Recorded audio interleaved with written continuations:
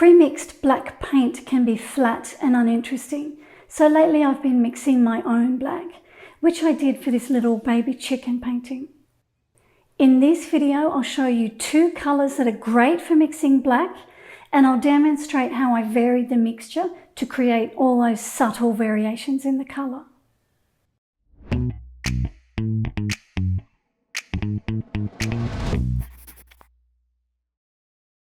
Pre-mixed black, like lamp black, has a tendency to be flat and dead looking.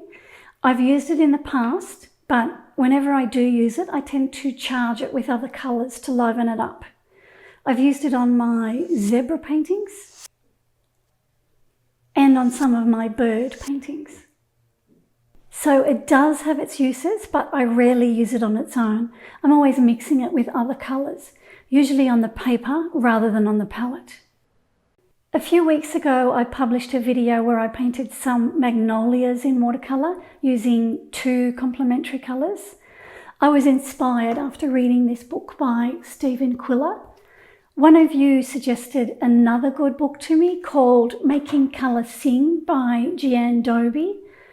I bought it, and it's a great book about colour as well. Thank you to Bob for recommending it to me. In this book, Jeanne recommends using Winsor green and alizarin crimson to mix a velvety black. Both of these pigments are staining and transparent, so they'll create a really dark, transparent black. I want to show you the difference between black straight out of the tube and these 2 colours mixed together.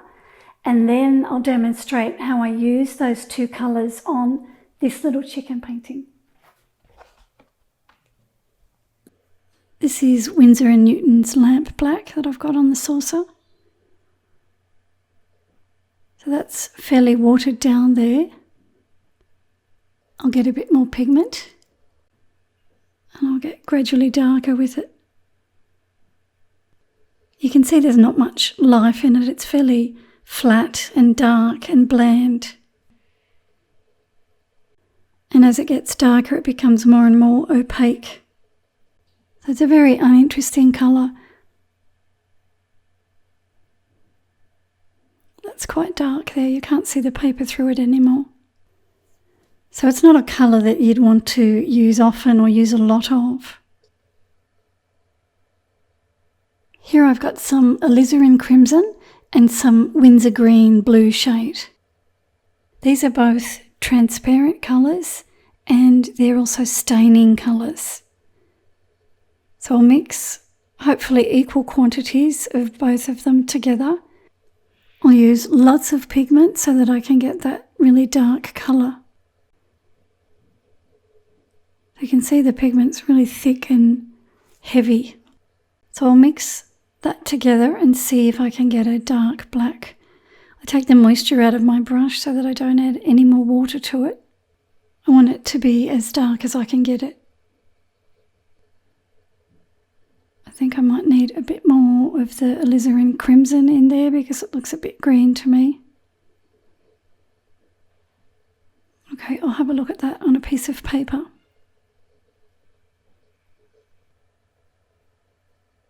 It's quite dark when I haven't got much water mixed with it. So I've got my black, but as I get lighter, you can see the colour and you can see the paper showing through. You can see that's much more vibrant and lively than the dead flat black above.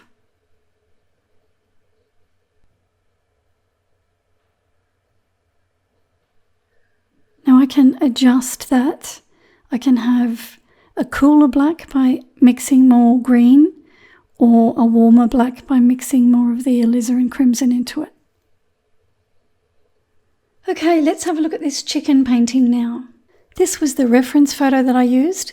It was taken by Paige Cody and I downloaded it from Unsplash website. I painted a bit of colour behind the chicken. Now what I'm doing is mixing up a grey with the 2 colours so that I can start painting the feathers. So I mix equal quantities and I mix some water with it to make it grey. These two colours are complementary colours, so they're opposite on the colour wheel. And when you mix complementary colours together, you get a nice grey. I'm painting some water onto the head, carefully around the eye, and I'll avoid the beak. I want to work wet on wet, so that's why I'm wetting the paper. I'll also wet the paper on the outside edge of the chicken, so on the background, so that when I put the paint on, I'll get soft fuzzy edges around the exterior of the chicken. I've switched to my larger flat brush to take the water all the way to the edge of the paper so that I don't get any water lines forming on the background. That happens sometimes without me realising it. So it's better if I take the water all the way to the edge of the paper. I'll get some grey paint. I'll paint this colour all over the head, except for that little white patch underneath the beak there. My paper is quite wet. I want the paint to flow and move on top of the paper.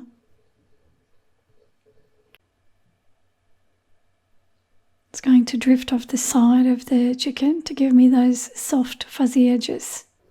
I take it carefully around the perimeter of the eye. Remember, I didn't wet that and I didn't wet the beak. I've taken that down the head a bit further and now down onto the body. So now I want to join up with my water. You can see I've got it about halfway across the paper. So I get some more water now so that I can paint in the bottom half of the bird. I didn't put the water there first because I thought it would dry before I got to it. Then I paint in the bottom section of the chicken in the same way with the same colour.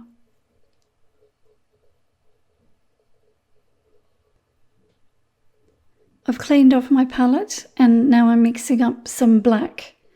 You saw me do that at the start of this video. I mixed the two colours together equally. Lots of pigment, not much water.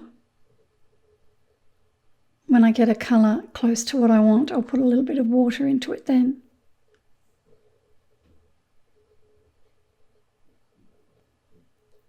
Then when the chicken was dry, I re-wet the head with some water. What I want to do now is bring this darker colour over the top. Again, I extend the water past the outer edge of the chicken, and that will give me those soft, lost, fuzzy edges when I put the paint on. When it's wet the way I want it, I pick up my mixture of paint. I wanted the black to be a bit warmer on the head, so I've used a bit more of the alizarin crimson. I'll test a little bit of it to see how far it spreads, to see how dark it is. Okay, that looks all right. So now I'll start to paint this onto the darker areas that I see on the chicken. My paper is quite wet, but because this pigment is a bit thicker than the first mix, it's not spreading quite as far. It's tending to sit more or less where I put it, but it's still giving me those soft edges where I want them. I keep going with it down onto the body of the chicken, and then I discovered my water line that ran across the middle of my painting. So what I need to do is get a clean brush and try and get rid of that before it dries. You always need to be on the lookout for water lines like that as you're painting in watercolour. It's much easier to remove them while they're still damp than it is to try and get them off once they've dried. Now I want some of this really dark pigment here, so I'll use my brush to pick up just a small amount of it. I don't want a lot of it. I want to start to darken the feathers on the head. So my brush isn't sopping wet, it's just damp. And now I want to darken the area in front of the eye. My paper dried and I re-wet it with water. If my brush is too wet, I dab the side of it to release the moisture without taking the paint off. And then I keep going with it, just dabbing it onto the wet paper where I see it's darker on my reference photo. And like I said before, because this paint is a bit thicker than the first wash that I put on here, the paint isn't going to spread as far. It tends to sit where I put it. And then I kept going with that darker colour, filling in those darker areas that I can see. Here you can see all those subtle differences in the colour that I mixed. You can see some green and you can see some pink. And that makes the painting more interesting to look at than if I had just used a pre-mixed black. I brought the lighter black, or I suppose it's a grey, down onto the body of the bird to darken it slightly. Paper's nice and wet down here.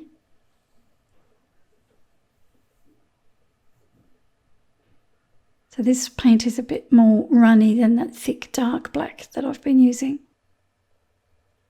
So you can see the little chicken starting to take shape. The water on the paper has given me all those soft edges. I'm painting in a little wing here. Again, I'm doing this on wet paper. And again, you can see all those beautiful differences in the black, how it changes colour. Then I wanted some hard edges on the head. So I've wet the head with some water.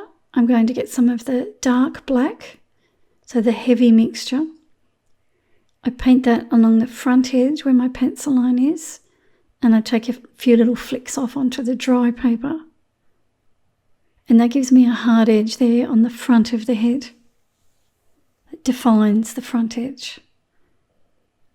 I will leave a gap on top of the head. I won't put any paint in the middle of the top of the head, which will keep that soft edge that's there. And then further back, I do the same thing. I wet the head and then pull the darker paint off onto the dry paper to create some little flicks. And that gives me a hard edge just there at the back of the head. So I've got two hard edges on the head now, and the edge in the middle here is soft. It's lost. You can't see where the edge is because it blends into the background. And again here you can see the pink showing through the black, which creates some variation.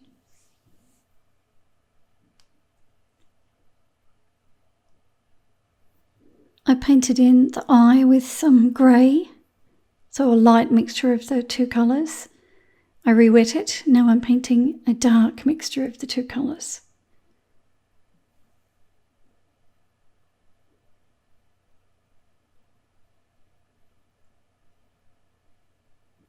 And then a sweet little eye starts to appear.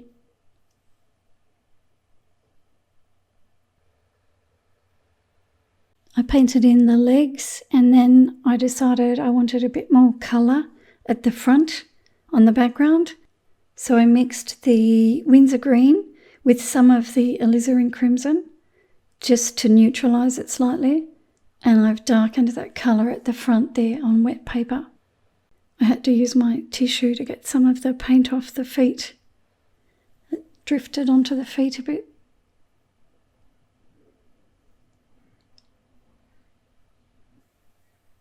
And then up the top here, where I've got some pink paint showing through the black, I decided to put a bit more of the alizarin crimson. I mixed the alizarin crimson with some of the green though. I didn't want it to be too bright. I wanted more of a semi-neutral colour.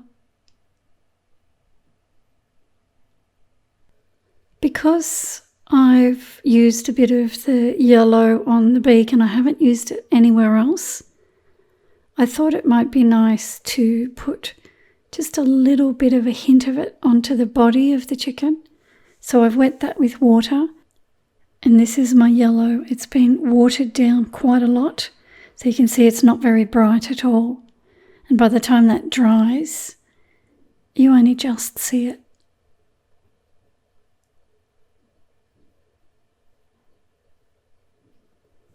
So I've left it to dry. Now I can take off my washi tape and then I'll cut it off the board. And there's my little painting finished. I hope that I showed you some of the subtle variations you can get when you mix your own black and how it makes a more pleasing painting than if you were to use a pre-mixed black. I also want to show you that before I painted my little chicken painting, I did 3 colour studies. So I practiced and I worked out my technique before I started filming. So I've said this before, for me, painting in watercolour isn't easy. After 10 years of painting with it, I still have to practice. So have patience with yourself. I'm making a full-length tutorial of this little painting for Patreon, and I will post it when it's ready. I hope this video was useful to you. If it was, give it a like and please subscribe if you haven't already. And I'll see you next week with another watercolour tutorial.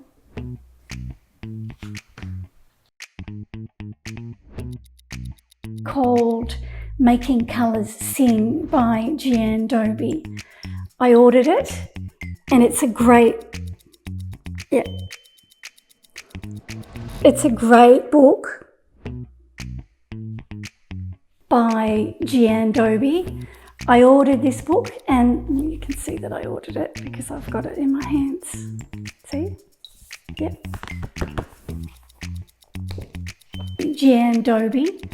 I ordered it and it's a great book about colour as well. Thank you, Bob, for wrecking it for me. Yeah. Thanks, Bob, for wrecking it for me.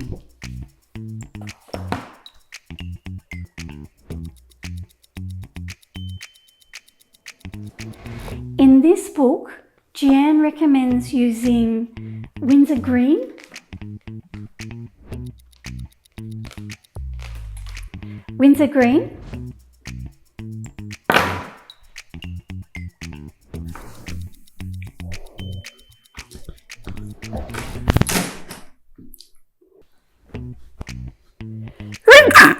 again. Excuse me. I hope that I showed you some of this. Again. Excuse me. Both of those pigments, those ones, Van Dyke Brown and Winsor Green,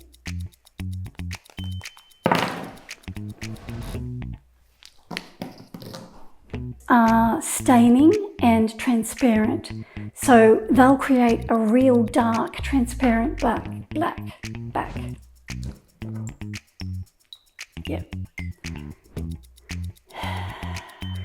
I want to show you as well, before I painted the chicken, I did three